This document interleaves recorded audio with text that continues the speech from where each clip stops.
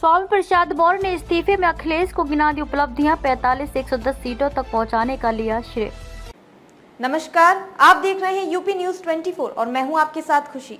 आइए नजर डालते हैं आज के लेटेस्ट न्यूज अपडेट पर।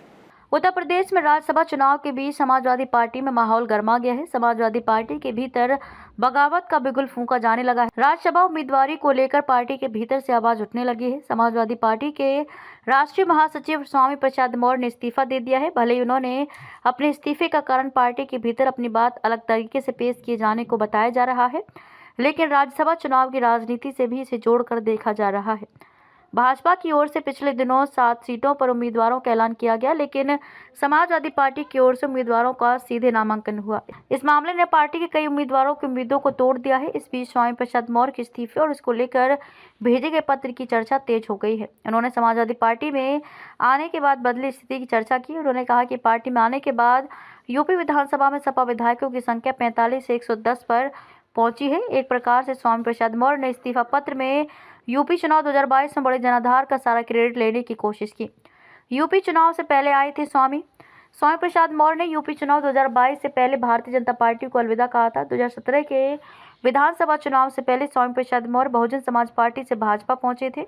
स्वामी प्रसाद मौर्य समाजवादी पार्टी में आने के बाद यूपी चुनाव के मैदान में उतरे, हालांकि अपनी सीट भी बचा पाने में कामयाब नहीं हो पाए। पार्टी महासचिव के पद से इस्तीफे के बाद उन्होंने पत्र में कहा है कि जब से मैं समाजवादी पार्टी में शामिल हुआ, लगातार जनाधार बढ़ाने की कोशिश की। सपा में शामिल होने के दिन ही मैंने नारा दिया था, 85 तो हमारा है, 15 में भी बंटवारा है।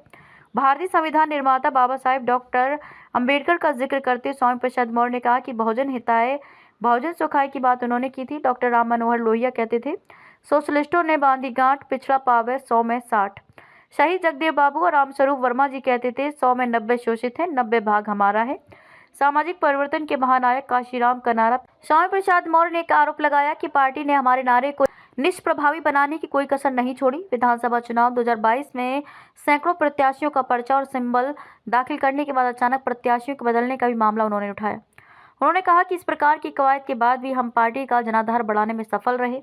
इसी का परिणाम था कि सपा के पास जहां मात्र 45 विधायक थे, वहीं यूपी चुनाव 2022 के बाद ये संख्या 110 विधायकों की हो गई। इसके बाद बिना कोई मांग के मुझे विधान परिषद भेजा गया। इसके बाद राष्ट्रीय महासचिव बनाया।